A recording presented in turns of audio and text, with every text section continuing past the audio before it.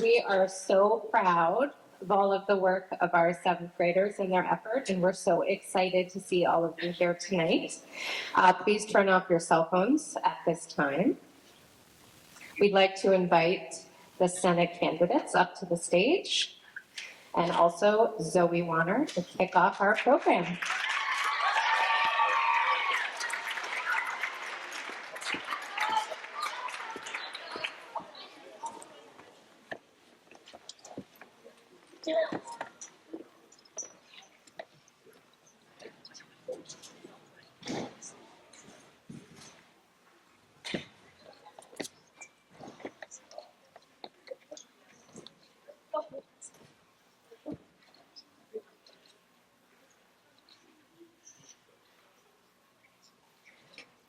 Hello everyone, my name is Zoe and I will be one of your announcers and moderators today. Tonight is the candidate forum hosted here at Harwood Middle and High School by the 7th grade students. This forum will be a chance for candidates for the Vermont Senate and House of Representatives to tell us a bit about themselves and their actions if they are elected. This forum will be split into two parts, the Senate portion first, followed by the House session. There will be a 10-minute intermission.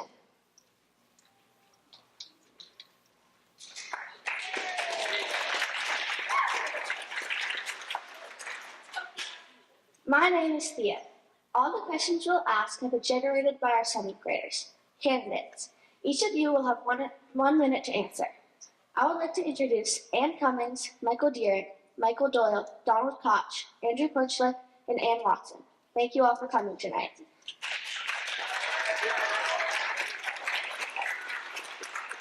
My name is Wyatt. We will now begin with our first question. After each candidate has answered, another student will pose the next question. We'll start with Julia asking the first question. Ann Cummings answers first, ending with Ann Watson.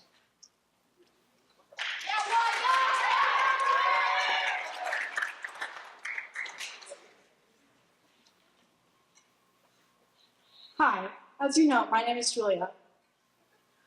What qualities do you have that makes you a good candidate for office? I believe I am starting first. I'm Ann Cummings, and despite where I'm sitting, I'm a Democrat. I'm sorry to interrupt you. You have to press the button and your mic will turn on. Okay, I'm Ann Cummings. I'm a Democrat, despite where I'm sitting. I have been in the Senate for over 20 years. I'm old, but I know a few things. I chair the Finance Committee, and I think my greatest skill that makes me good at what I do is that I like bringing people together to find solutions to very difficult problems. And to me, that is the heart of democracy, that everyone can come together, talk about the issues, be heard respectfully, and find answers that work for everyone. No one gets everything they want all the time, but everyone gets something, and as a society, we move forward. And I hope that the people will continue to allow me to represent them. I do love my job.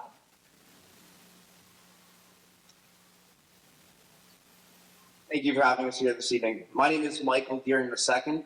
I'm a current city councilor in Barrie, two-term city councilor, and a father of 4 children. I currently work at Barrie City Middle Elementary School as a transportation sub-coordinator. And in that role, working with students and faculty and the rest of the community is really important to me. Being involved in our community is really the reason that I'm involved in politics at all.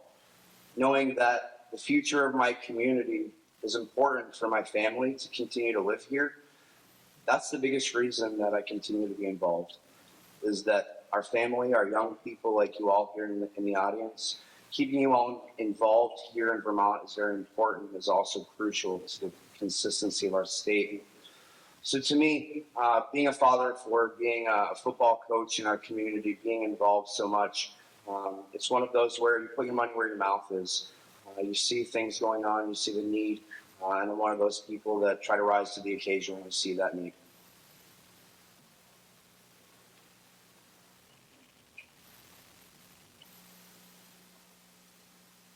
I'm I'm Mike Doyle. I'm a native of Montpelier, Vermont. I did spend about 20 years in other places. One of those was Easton, Pennsylvania, where I spent 10 years on a school board in a city about the size of Burlington. I also knew Senator Bill Doyle rather well. I was his driver, his chauffeur for about 20 years, and I learned a thing or two from the good senator. I don't know about young seventh graders, but I do believe that most of the adults in this room met and knew Senator Doyle. He was an inspiration to us all. I learned from him three principal things. The first is civility. If we are going to succeed in running our affairs with a political process, we have to be civil toward each other. Another thing, time.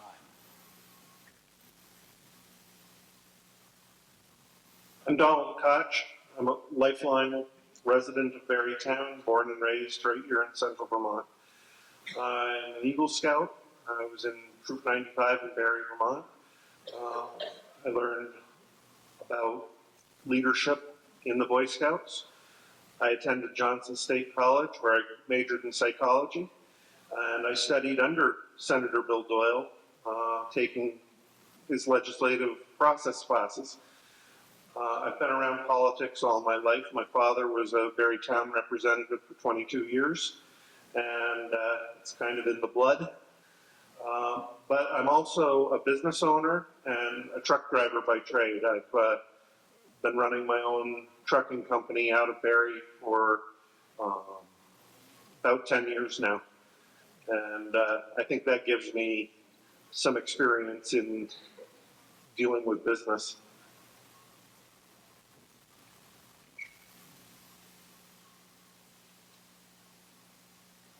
I'm Andrew Perchlik. The four qualities that I came up with was interest / curiosity. And I mean that in a policy sense. I study politics and was very interested in policy and politics for as long as I can remember, and interested in all sides. So I like to talk to my Republican colleagues and get ideas like how they're thinking of things, how they came up with what their positions they had. I just have a lot of interest and curiosity. I think that's a good quality to have in a legislator. I have experience both as a legislator. Is it already over? A minute? Okay. Never mind.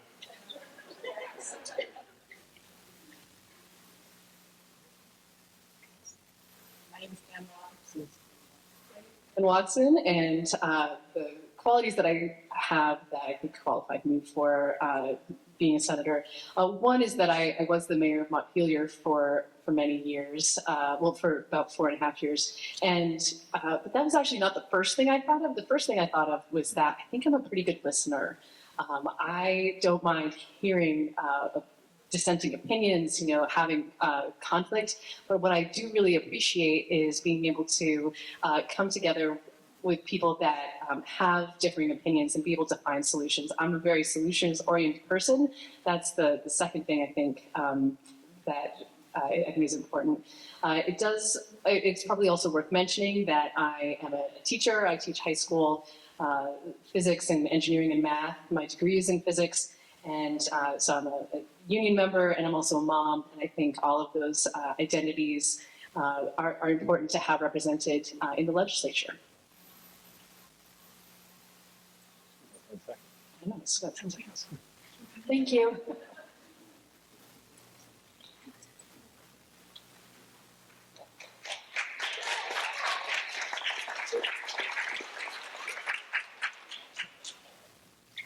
In our survey of community members, school funding was on the top of many people's minds and is on the mind of many Vermonters.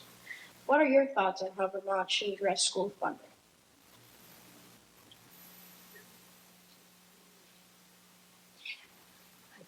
I guess we're starting with me again. I chair the Finance Committee, and we are responsible for the Education Fund. School funding in this state it's local communities that vote and then decide how much we should spend on our education. And then the legislature takes out all of the money that is dedicated to education, and we set the property tax rate to raise the rest if there isn't enough. This year, people voted to spend about 15 to 17% more, and property taxes went up a whole lot. I'm presently serving on the Commission on the Future of Education, and we are looking at cost drivers and other issues. I think before we're finished, we're going to be looking at perhaps other revenue sources, and we're going to be looking at our small schools and if they are in fact able to provide the best education that kids need and deserve these days.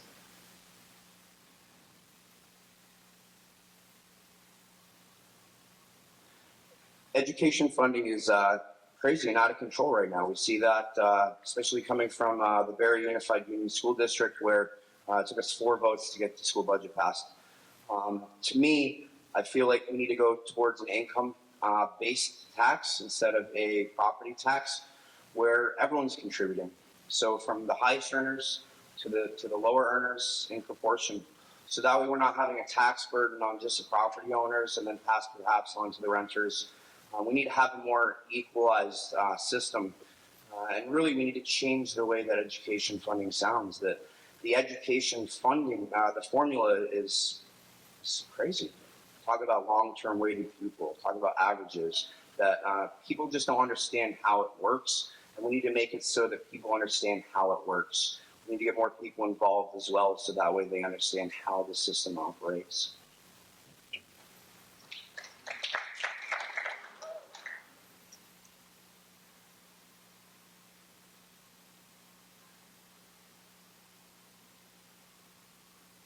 Well, before we make any conclusions about how we're going to fund the system, we should take a look at economizing in the system. We are paying about $400 to $500 million more than we ought to be paying, according to a recent study put out by a company called Picus. We are the 5th. Little Vermont is the 5th highest spending state in the union on a per pupil per capita basis. Approximately $16,000 per pupil, and the Picus study says that we should be paying approximately $12,000 per pupil. I would look at economizing rather than changing the tax structure.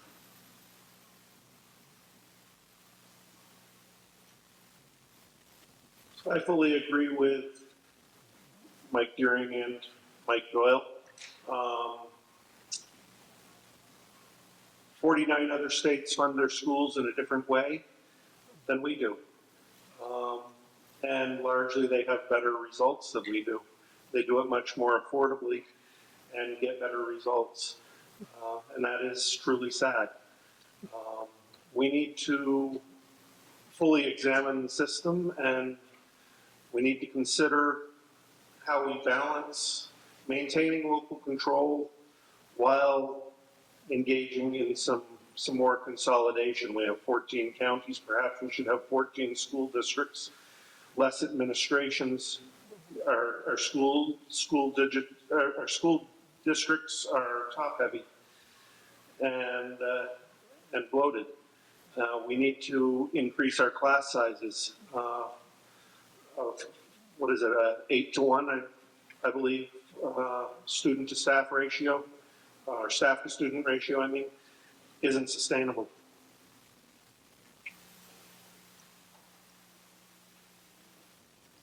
I think I agree that the property tax focus and the property tax increases that we have all experienced are unsustainable. We can't continue to have that kind of property tax increases and expect the property taxpayers to keep supporting our schools the way they have. So I agree that we need to focus on that. It will need some hard decision, and that's a discussion they're having in this district in the valley with some of the small elementary schools. And how do you deal with that? And the communities really don't want to close these schools because it's the heart of their community. And that's going to be the hard choices we make about reducing spending to reduce the overall tax burden. I'm all for trying to switch to the income-based system. It hurts the renters because they don't pay property tax now, but then they'll pay an income tax, and then the landlord's going to raise the rent because the landlord is still paying because we will still have a property tax on commercial property. So I'm very interested in lowering the property taxes, but still supporting our schools as we need to for our children.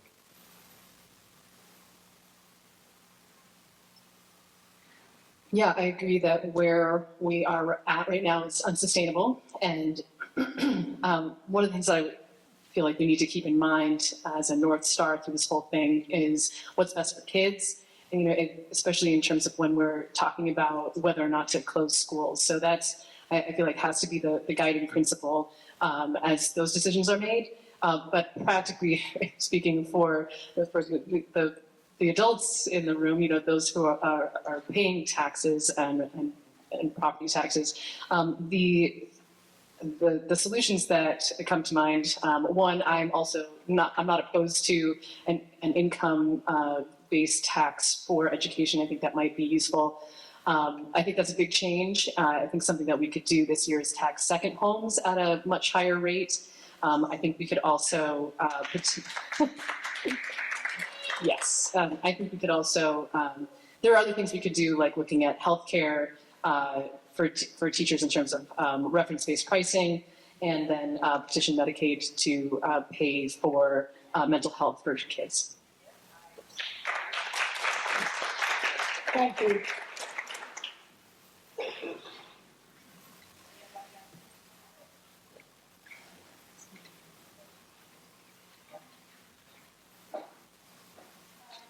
My name is Willow. The Summit District is just over 62,000 people. According to redistricting data from 2022, how do you imagine our communities at their best? How do we measure Communities at their best. Starting with Anne. Okay, I'm having trouble hearing the question.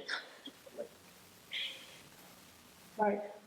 The Summit District is just over 62,000 people, according to redistricting data from 2022. How do you imagine our communities at their best? Yeah, that's a great question.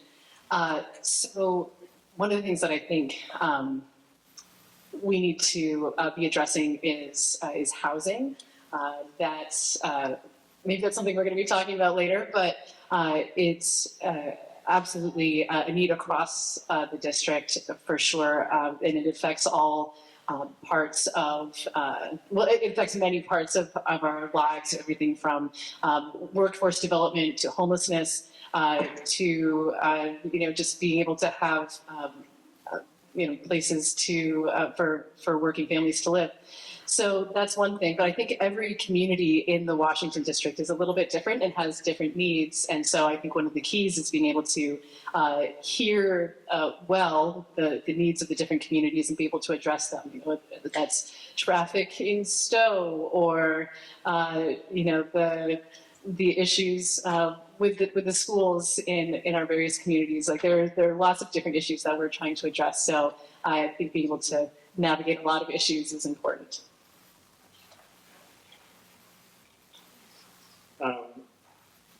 So I like to remind folks that the district is 21 different towns and 2 cities, and it's a very diverse district from Stowe to Orange to Braintree out to Cabot.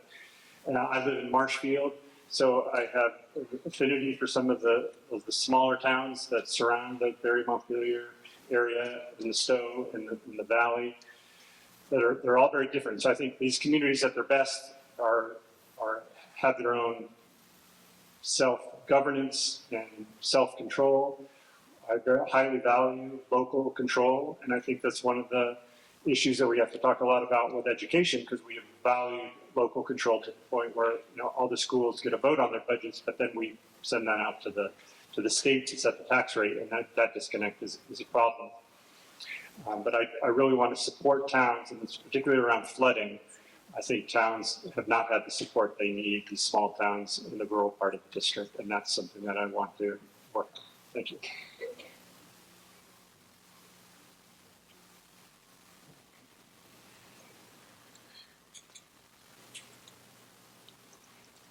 Yeah, so I'm from Barrytown. Barrytown, Berry City are mining and manufacturing towns.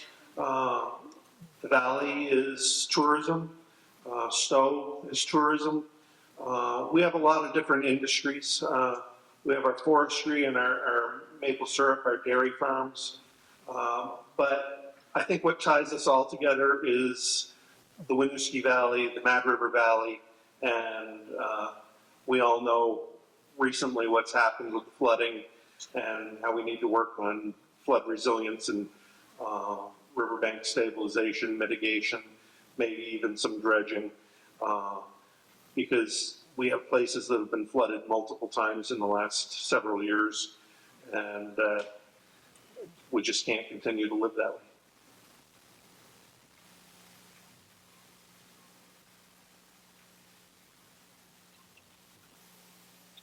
I think the best way to promote growth in any situation is to remove as many cumbersome regulations as possible.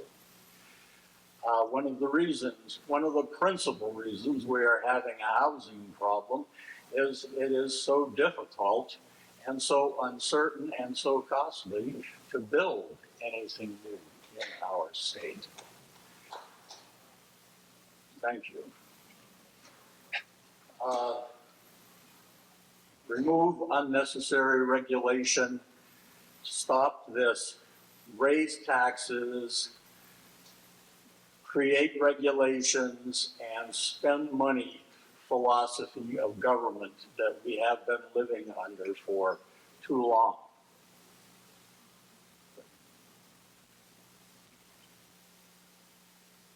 How do we imagine our communities at their best? To me, it's when they're thriving, when they're growing, and we're coming together as Vermonters. I mean, that's why we're all here, because we're all Vermonters and we have an interest in our state. So to me, it's when our families are growing, when we're able to expand, when we're able to really thrive. I love that word thrive, to grow. To see crime decreasing. We need to also have more access to mental health and substance abuse resources. That when people aren't doing well, they rely on substances to get themselves through instead of better coping mechanisms. I've been in school studying to become a trauma therapist. That's my end goal. And really that the world is facing problems that we've never seen before. We're having catastrophes constantly, and we don't know how to really deal with them. So many people turn to the best way, the easiest way they know how. Drugs or alcohol. Sometimes it's eating, sometimes it's exercise, those different things. But to me, it boils down to quality of life and affordability.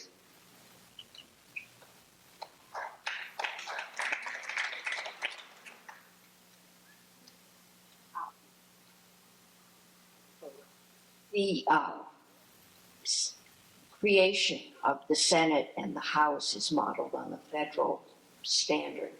And because whoever you elect will represent cities like Barre, Montpelier, and small farming towns like Marshfield and Cabot, and tourist centers and ski areas, the Senate is by design more deliberative. We have to take into consideration what's best for all of those different constituencies. It forces us to really think through a problem. I don't just represent my town or my two towns. I represent 23 different communities, and we're always working to find out what will work best and to make our communities those thriving places we'd like them to be.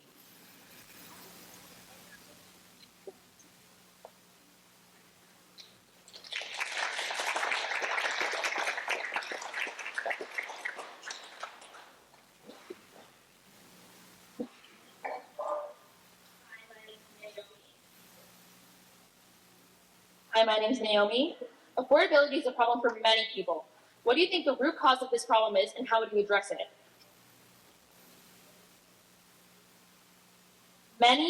Affordability is a problem for many people.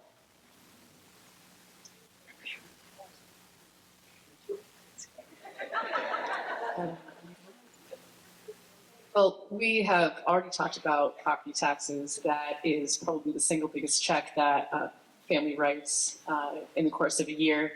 So I know that has that feels like a big pressure for affordability in Vermont for sure.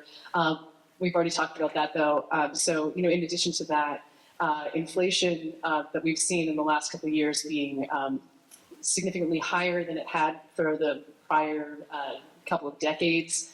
That was really hard, drives up the cost of everything.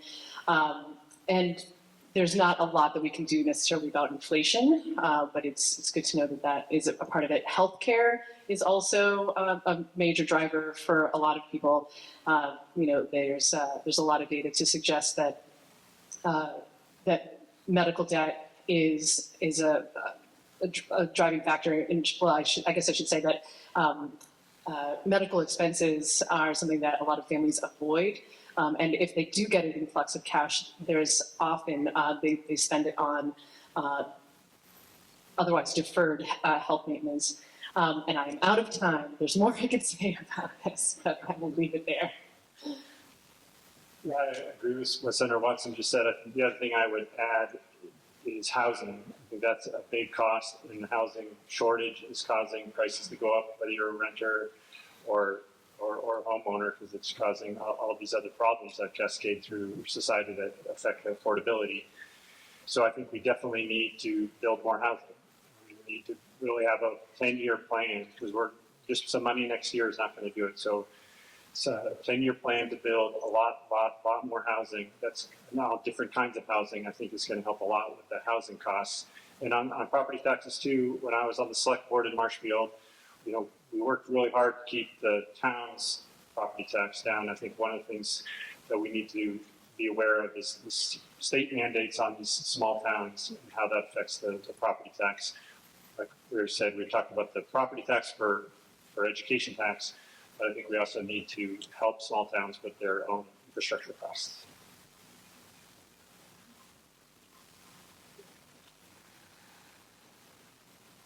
So the way things have been working the last several years under Democratic control, all our problems, they just want to throw more money at it. They keep raising our taxes from every different direction. They just added a new payroll tax. They're going to tax our heating fuel and double the cost of that. They're coming after our transportation fuels next. All the costs of these socio-environmental policies. The straw that breaks the camel's back is near. We're almost there. We need to focus on helping businesses to come to Vermont and to succeed and grow the economy rather than just taxing us to death.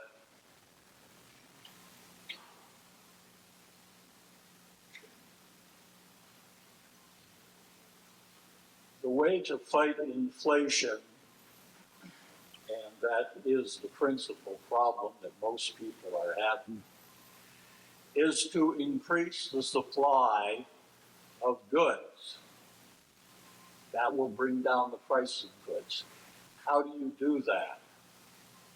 Well, the easiest way to do that is to decrease the price, lower the price of a vital supply that all other supplies depend on. We are doing exactly the wrong thing talking about taxing the price of fuel and the price of heating oil. All other prices are measured by these. If you are able to lower these prices, there will be more money for more people, and more people will be able to afford things more readily. Affordability. First one to me is put people in place that didn't increase DMV fees 20%. I mean, that's money right there on the table. And we talk about affordability, and we need to build more housing so that way we can also have more people live in those houses. That we have jobs that need to be filled. We have an economy that has opportunities, but without housing, we can't do that. Now, something that I've looked at on the Barrie City Council is Phil Scott has a program that he was trying to get through, a 5-year freeze, where it helps with tax stabilization. Now, that particular program, a little different, but in my opinion, what we could do is increase taxes on that. So you pay the base of the property value before you build on it. And then you get a 20% increase till you get to that 100%. So if it takes 5 years, at that point, 20% increase every year. You start off with the base of the land, then you continue with the property. That allows people to build cheaper and not have that huge upfront cost. Okay. I chair the tax committee, and we have not even discussed putting a tax on fuel, especially home heating fuel. So I don't know where that's coming from. I think we need to realize that we only have so much money, and really the only way we can raise that money is through taxes or fees. The fees went up at DMV because the governor kept voting or signing increases in pay, but would allow the fees that pay those employees to go up, and if you wait, it has to go up a lot. I think housing is probably at the base of all of our issues, and so we need to find a way, and we've put $800 million into subsidized housing. The main problem nationally is you can't afford to build a house that the average worker can afford. We need to find a way to subsidize that and grow our tax base. Ew.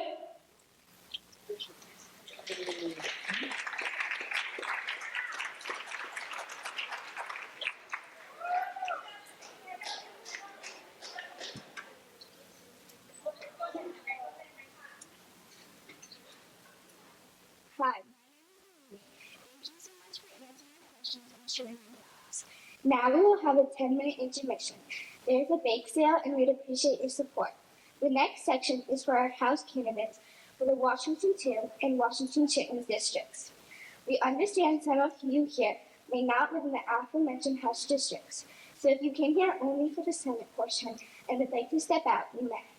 If you choose to leave, please consider filling out the exit poll with the QR code on the screen or speaking with one of our student pollers outside the auditorium doors. Thank you and enjoy your intermission.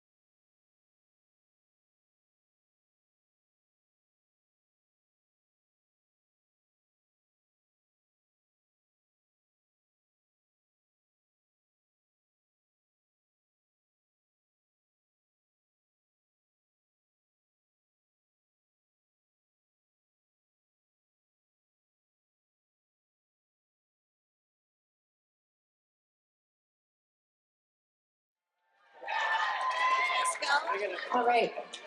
We'd like to invite the House candidates to the stage.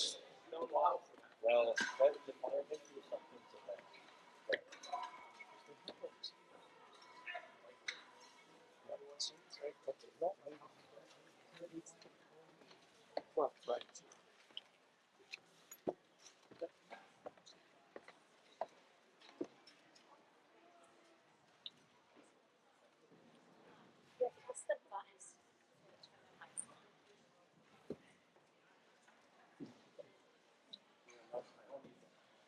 Now we will begin our House Representative portion.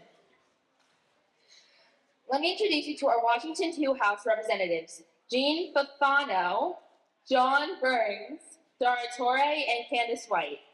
Also here tonight are our Washington Chittenden House Representatives, Jonathan Griffin, Thomas Stevens, and Teresa Wood. James Haddadin was unable to join us. Thank you all for coming tonight. We will start with Narumi asking the first question. Jean Bufano answers first, ending with Teresa Wood.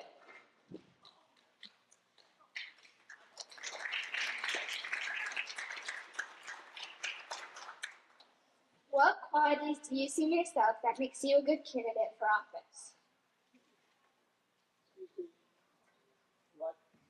Oh, sorry. What qualities do you see in yourself that makes you a good candidate for office? Hi, well, I have a very diverse background. I have 38 years as a volunteer firefighter, rescue EMT. In each one of those places, I've risen to the rank in a place where I can control and change things. I have 45 years in corporate America where I was really faced with really tough challenges in my life. And I served in the Marine Corps, which actually taught me how to understand things and overcome obstacles, which served me quite well. I have a degree in Bachelor of Science in Marketing and Business, and I also have an equivalent to an associate's degree in electronic engineering. And I've used those to solve problems. I'm a problem solver, and I look at all the things available and try to understand all sides of an issue. And I've heard a lot of things where people are talking about income tax-based this and that, but they don't really understand the demographics of Vermont. They don't understand the economics issues in Vermont. So they make statements that sound good, but they're really irrelevant because they won't work.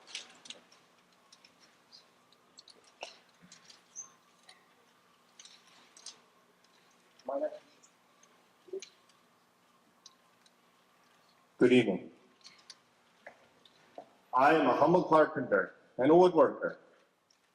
I also spent a good deal of time as an Army officer, and after 9/11, that became a job. And anyway, that gave me a lot of experience that I otherwise wouldn't have. Microphone in and out. And I'll try this microphone. So I got to do a lot of things that I otherwise wouldn't have done in my career as a woodworker, carpenter.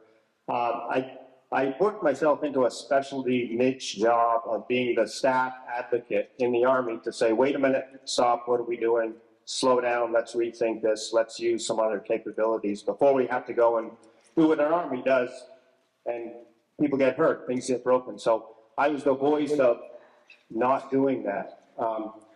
And that was not an easy thing. It was kind of uncomfortable at times, but I think that's what is needed in the job right now in the State House especially, is an outsider voice to say, wait a minute, let's rethink this. Why aren't we doing things differently?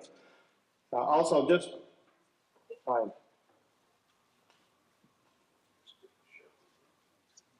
Hello, everyone. I am really happy to be in this school with you all. One of the reasons I decided to run is because I have a really strong passion for our public institutions, like our schools. And I worked really hard when my kids were in school to make our curriculum as engaging and interesting as possible, and volunteered a lot with the parent-teacher organization. And wore a lot of hats while I've lived here in Moortown, working in the Valley over the years in different ways, in different populations. And I have a background in history and government, in my education, and in climate change and public health. And another big reason I wanted to serve was to bring my passion for climate transition and resilience building in our community into the State House because I feel like we're not doing enough to secure our futures.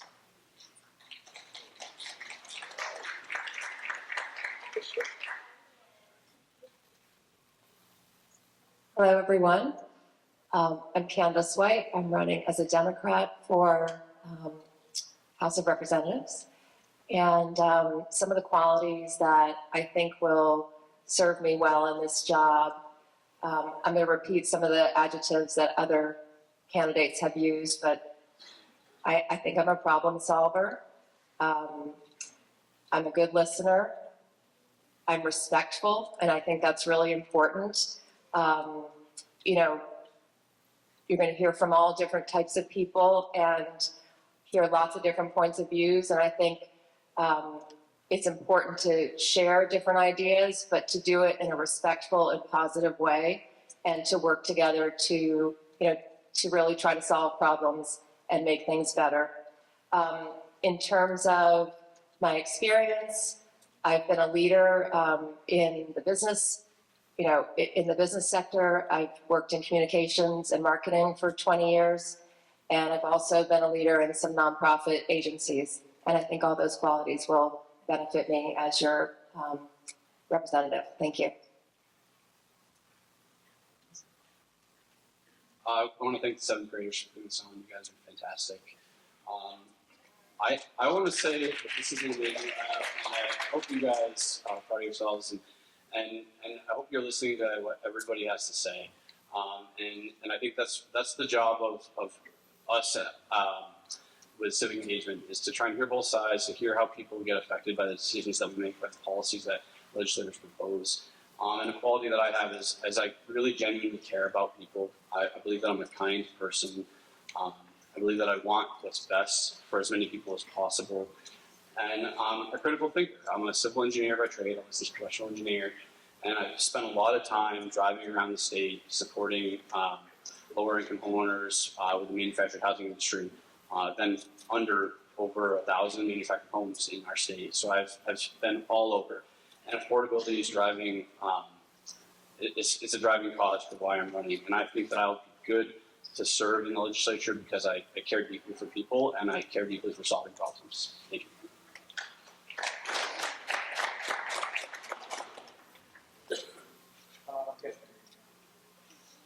Well, for coming out tonight and having us here, this is truly special.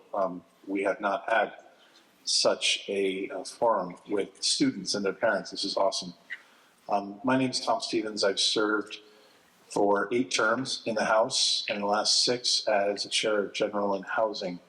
And so this idea of the qualities of what I bring to the table is seen through the work that I've been able to get done in the State House with my peers, because it's not anything that happens by oneself. I came to this over 20 years ago when I started serving locally, and it became clear that I wanted to participate, the passion for hearing people talk and get through the problems that needed to be solved. As a former, well, no, it's not as a former, as a middle child, it was really important for me to not have conflict every day. And that's what I stressed for and worked for while I'm serving in the House.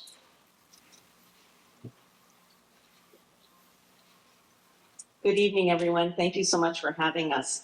My name is Teresa Wood. I live in Waterbury. I am the chair of the House Human Services Committee, and I've served in the legislature for 9 years. First off, I want to say I'm a proud graduate of Harvard Union High School. Went to school here. The other things that I want to say that I think in terms of qualities that make me well qualified to be a state representative are things like a sense of humor. You need to have a sense of humor when you're solving difficult problems. I believe in consensus building. When you chair a committee, you have a variety of different opinions on your committees, and you have to bring people together. And a diversity of ideas on the table, talking it out, really leads to better solutions. I have a lot of community service under my belt. I was chair of a school board in this district for 12 years, and I have a lot of other community service. So I really am interested in Vermonters' well-being. So thank you.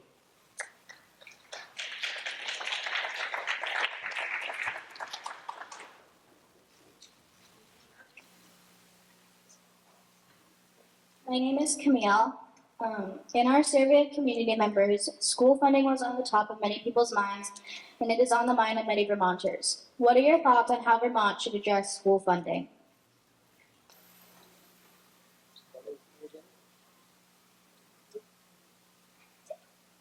We don't have a whole lot of time to discuss this, but the whole funding system is broken.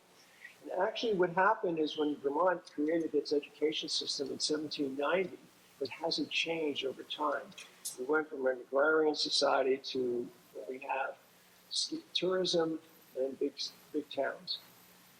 So what we need to do is just peel back this and truly understand what these issues are. We can talk about all income tax. Well, people have to understand that only a third of Vermont's population is employed. And out of that third, 22% are over 65. So I don't know who you're going to tax. Second homeowners are already paying 30% of all property taxes. Homesteaders pay 28%, and the rest is already coming out of the general fund. So when I hear people talk about doing this and doing that, we really have to cut spending. That is the only solution. And we have to really think about how we're going to reorganize the school system so there's this economy of scale that would work.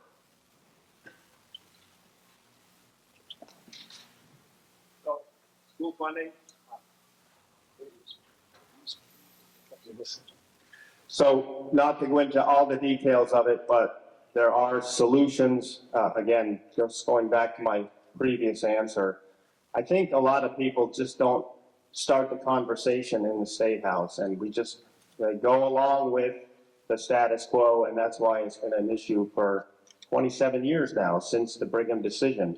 It's been Band-Aids and fixes over those years, and everybody agrees that it's broken. I haven't heard anybody say, well, it works pretty good, and let's just suggest this and that. So starting with the possibility of just starting over. Laws can be repealed. We've probably learned enough in these 27 years to take bits and pieces of each law to make one system that works.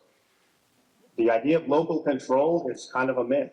That could be removed, adjusted. Spending limits, how about just a property tax cap like 46 other states have in some form?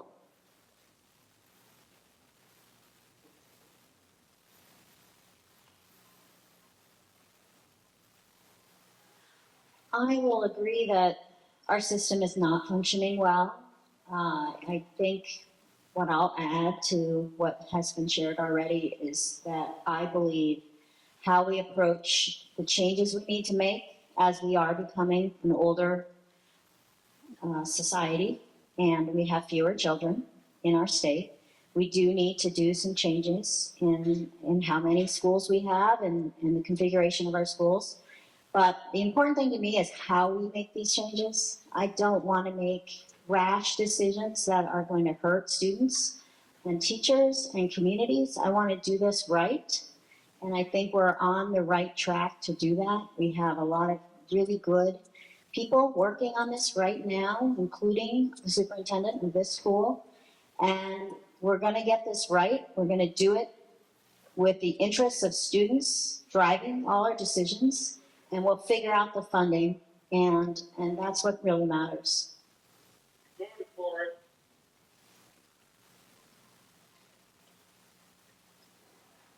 So on school funding, I just want to acknowledge that we're in Harwood and we're talking to a group of students, and it might be a little uncomfortable to talk about school, cutting school costs, but I just want to say that I support the schools. My children, went through the public schools here, but I do think that there is a way to re-envision how we're funding schools and to do it in a way where we actually can improve the outcomes of our schools. And I'll agree with, there have been a lot of comments about school funding reform, but I believe that it needs to be blown up and redone. It's not working for our county. I also think that we need to look hard at costs. I don't think the solution is we need more money. I think we need to look at what we're spending, look at it critically, and figure out a different way to fund it and to prioritize. Thank you. So I'm in the engineering world. I deliver bridge projects for a living, and we always start every project with what we call a scoping session, where we try and set our expectations for our outcome. And I think that that's how I would start. Is I would ask folks to design what they think is the final end state for our statewide education system. What does our ideal system look like? And then let's work backwards from there. Not everything can probably stay in, but we should start with what we believe should be our best product to deliver high quality education, and then work from that. And maybe it means starting from scratch. Maybe it means creating new school districts that are more geographically representative and getting more density of students based on where those schools are located or those districts. I don't know what it looks like, but I would start there. And I just want to say that my children are enrolled in this district. My kids are going to come to this school in a few more years, and I support education. I think it's important, but you guys are the students. You should be involved in this as well. And I think you probably have the best look day in and day out of maybe where efficiencies could be made in your education system. So speak up. I'd love to hear you.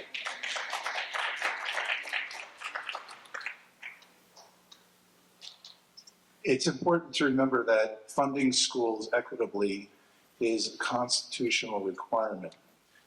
What happened in 1796, it has changed immensely since the beginning of our state.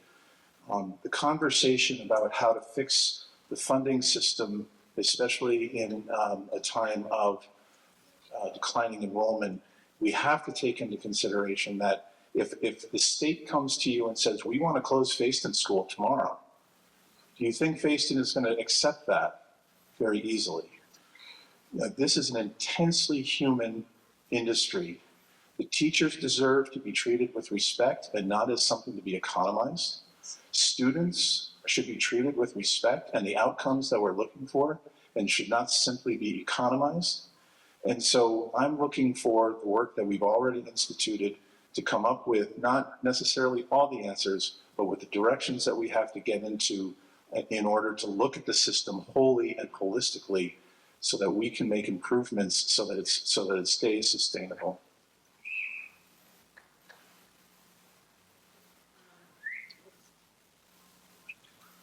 First off, I want to say that a solid, well-funded, well-provided public education is the foundation of our democracy. And we need to make sure that that is something that is not undermined. At the same time, we have 20,000 fewer students in our state. That number continues to decline, and we have not taken a look at the structural issues in our education system. There are going to be difficult decisions ahead. That is something that we, whoever is elected in the legislature, will need to deal with. And the Brigham decision was intended to provide the equality of opportunity for students across the state, regardless of where you live, regardless of the income of your family or of your school district. And frankly, it's not doing that. There's a very significant divide and disconnect between the education funding formula and the people who vote on the budgets and pay for it. And we need to do something to bring those things together.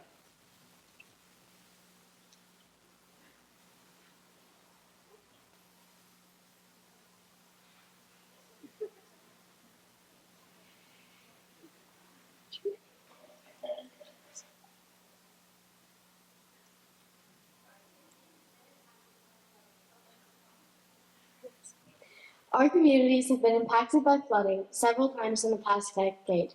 What are your plans to mitigate the effects of flooding on our communities?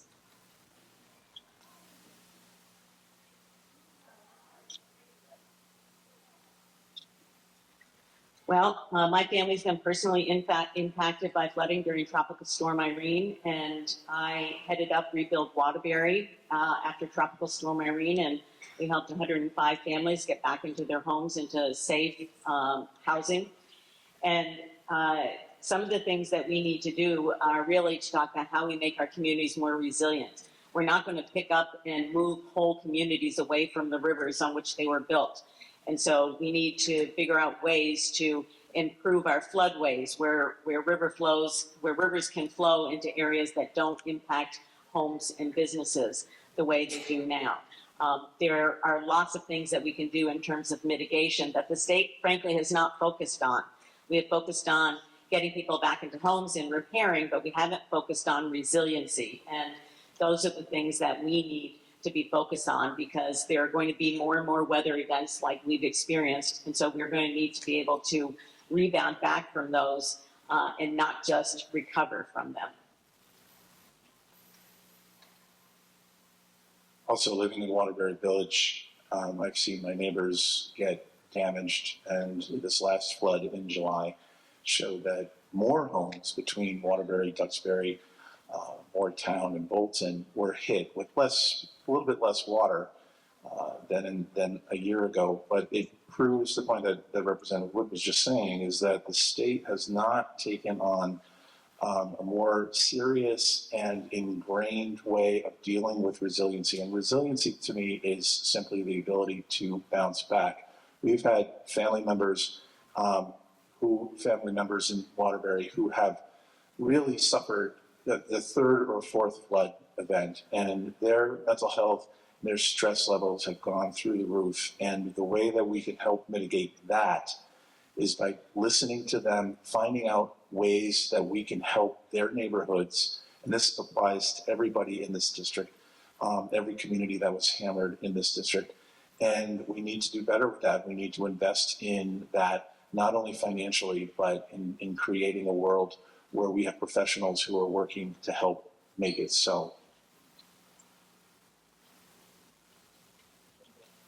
This is a topic I would love to talk about for a long time, being a civil engineer. So I've been around the state. I've seen flooding. I've been working for V-Trains since 2010, and I was deployed during Tropical Storm Irene down to the Barbara area in southeastern Vermont. So I've seen the devastation both locally in our communities, but also statewide and through my work. And it's complex, right? We've got lots of things we've got to control. Runoff through stormwater, floodplains connectivity, debris, resiliency of homes. And there's a myriad of different ways to tackle this problem, and not any one solution is the answer. We have to employ all of them. We have to employ private money, public money. An example I gave in one of these other forums we did is flood insurance is incredibly expensive. If there was a revolving loan fund that allowed people to basically apply for a 0% interest loan, lift their home, and then pay back that loan with their flood insurance savings because their home could get a flood insurance certificate, that's something we could do to employ private dollars and put both public and private dollars to work. So my time's up, but I would love to talk more about this with folks.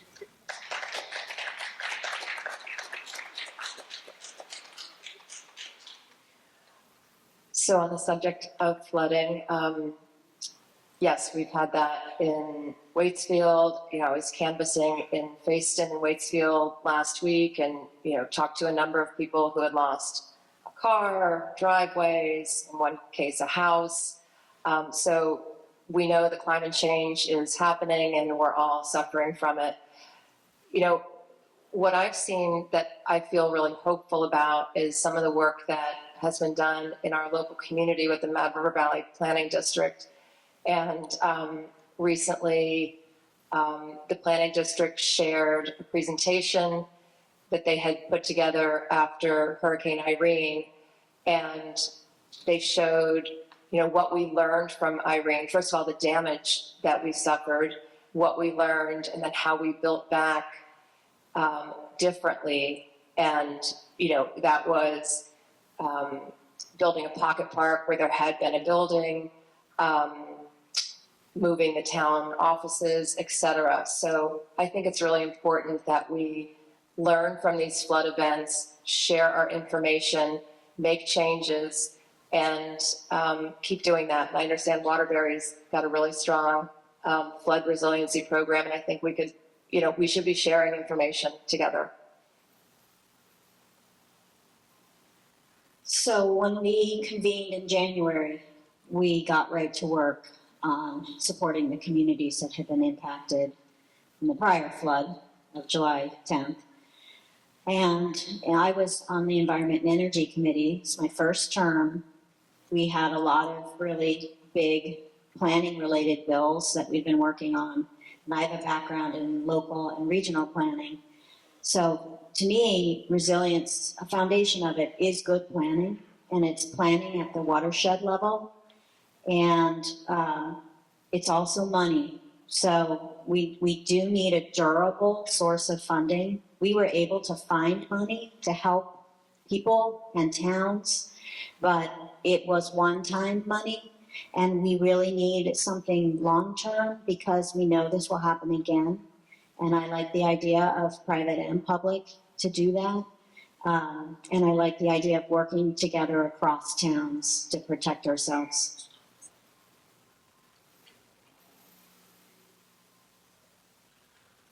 So the first speaker that answered this question, I heard them talk about what the state is not focused on. And in terms of flooding, the state is not focused on that. This falls under the umbrella of climate change.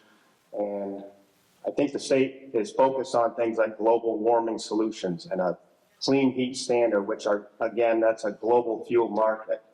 So we're focused on that. We're not focused on immediate, right here at home, flood mitigation measures. Things can be done and need to be done. Julie Moore, the Secretary A&R, has said we need to start looking at adjusting rivers and floodplains. And she said that sounds funny coming from the A&R Secretary. But that kind of thinking is evolving. I like that New Orleans has found ways to hold the ocean back in terms of if they get another catastrophic event. So I think there are things we can do and we should be focusing on very intently right here in Vermont to help Vermonters.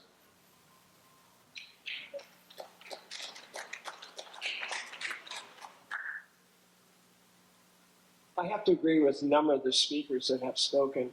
You know, we've been talking about school funding, we've been talking about housing, we've been talking about homeless, all these issues. The people who have been in the legislature, that's what they do, they talk about it. I think we need a change. We need to bring in people who are going to have fresh ideas and ways to solve these problems. As John said, by the way, I'm an independent, I never said that before. But I'll work with anybody to solve any problem as long as they leave their philosophies and whatever their political ideas are. But the state has looked at it and they came up with a whole plan, but they can only do 33% because they don't have money. Now, does that sound familiar? We don't have money for school. We don't have money for flooding. We don't have money for mental health. And our hospitals are going down the tube. So what we need to have people in there is going to start prioritizing. And I would take every cent allocated to global warming and reinvest it into where we need it today. Whatever Vermont does as global warming is de minimis because we have other actors like China that has 1,142 coal-burning plants and they're putting 17 more in. So we really need to focus on today and work on strategies to prioritize all our needs. Thank you so much.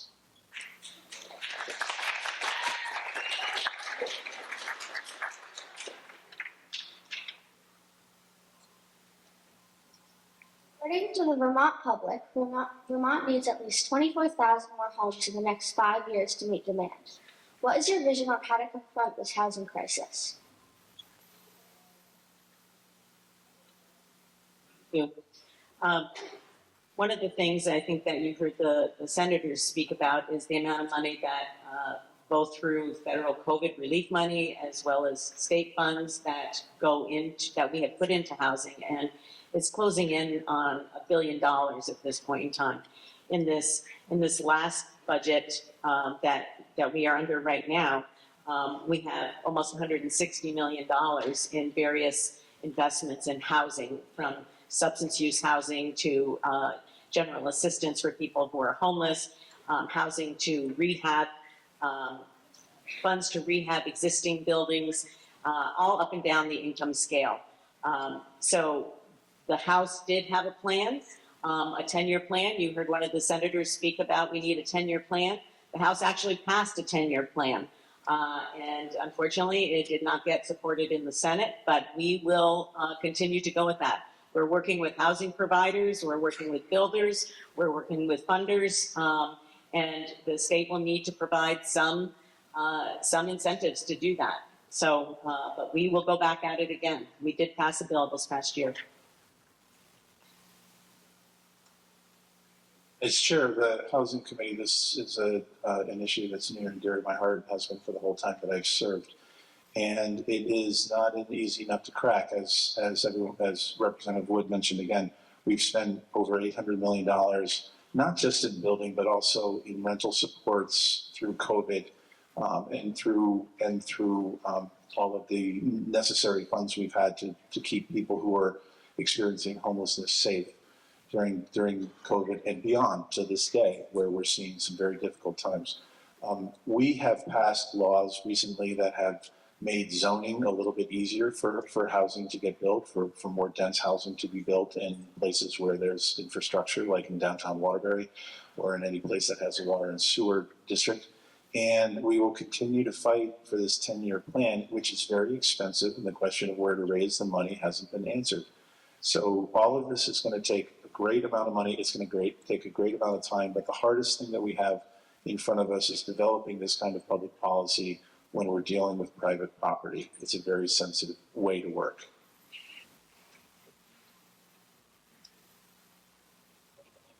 This is another one I've talked about for a long time.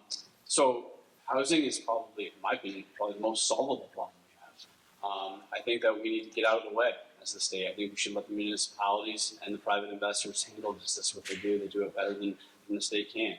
I own a couple of rental properties. I've been in the construction trade.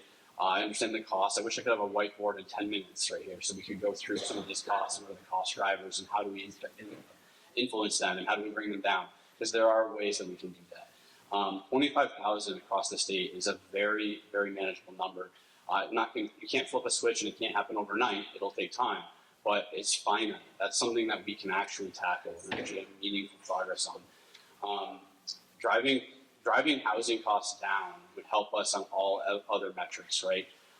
That takes a large portion of people's income. So increasing supply, reducing costs, we know that works. Other jurisdictions, other states have done that. They've proven it. And I think that we should try that here.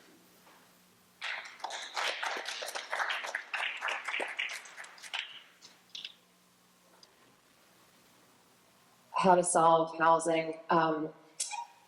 So I am echoing some of what the other candidates have expressed, but I'd really like to see housing built by bringing together developers, nonprofit groups, regional development corporations. I served on the Central Vermont Economic Development Corporation board for a number of years, and I chaired that board for a while.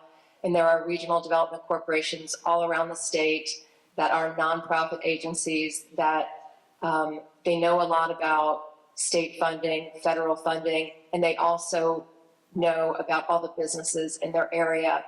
So, if we had an all hands on deck housing project and pull these regional development corporations in so that we could fast track and connect with architects and builders and landowners, I think we could really make some change. But it would be collaborating across a lot of different groups.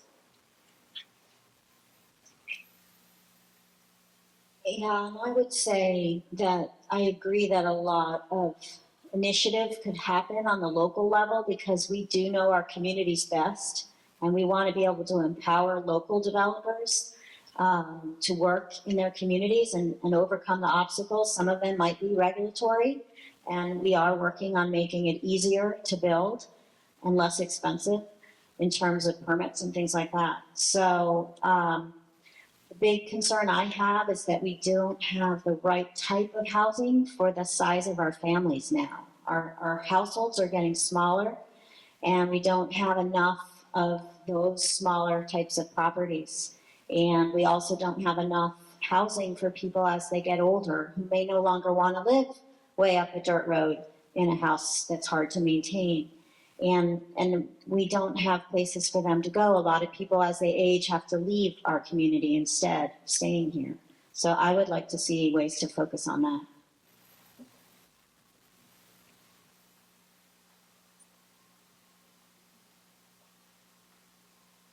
at a forum the other night, the question came up, what your background, and I said, what the first thing I did when I got out of college was I bought a house. That gave me stability and foundation. That would be impossible today. I couldn't do that. I know I couldn't, and we're in a high school forum. I think high school kids in a couple of years, you're gonna have a hard time doing that. It might be impossible, I don't know. But these are the kind of things that you have to say to get the conversation started. I think the adults have failed. This generation coming up is just trying to start a family, establish themselves, and it's a pretty normal thing. Get a house and move on from there. So it's the thought and the idea of we really need to change things drastically. We're locked in the Act 250 mindset, and it's preserved Vermont and kept it beautiful and green, but there's nowhere to live. And then some of the people I talk to say, where are my kids going to live when they grow up? So it's changing that mindset of we have to preserve things to this degree that no one has a place to live. That thinking has to stop. That's the first step.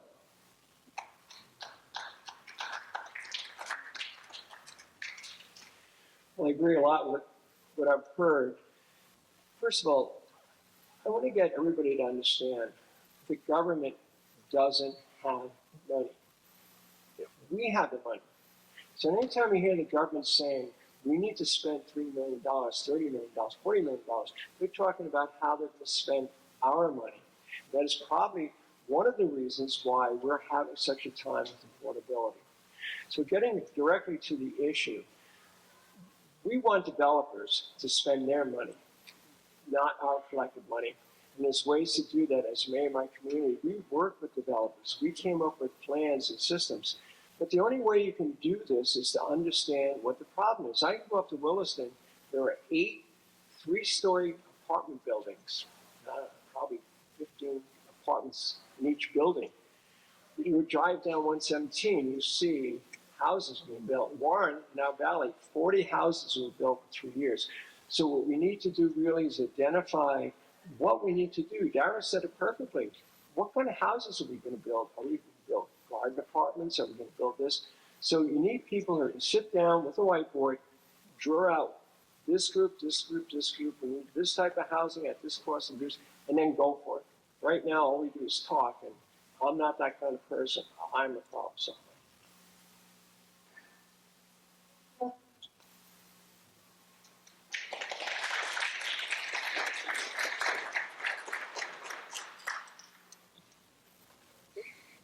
Thank you to all 13 candidates who have come here tonight to support our school and the community. We would like to thank everyone who has contributed to this forum, including all of you in the audience who have made this an amazing experience for our 7th grade classes. We hope this has helped with any pressing questions and curiosity about the very exciting upcoming election in November. Before you leave, please take a couple minutes to fill our exit poll. Students will be reviewing and analyzing the data in math class. Thank you for coming. Have a great night, and make sure to stop at the bake sale on the way out.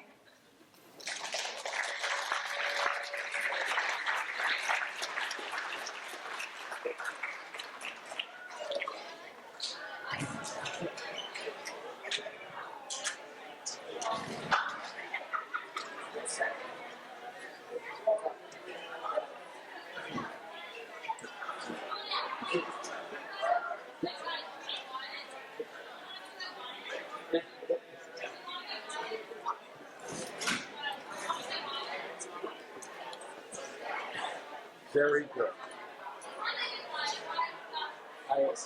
It's a